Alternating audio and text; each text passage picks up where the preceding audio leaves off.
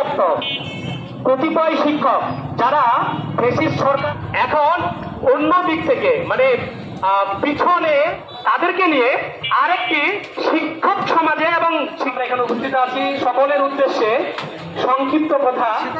দিনাজপুর জেলা শাখা কর্তৃক আয়োজিত আজকের এই মানববন্ধনে নেতৃত্বে এগিয়ে যাচ্ছি।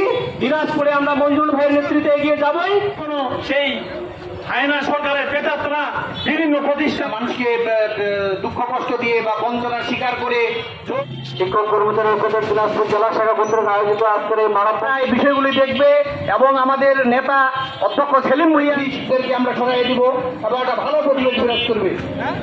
জেলা শাখার সংগ্রামী আহ্বায়ক জনাব মিজানুর রহমান মিজান ভাই।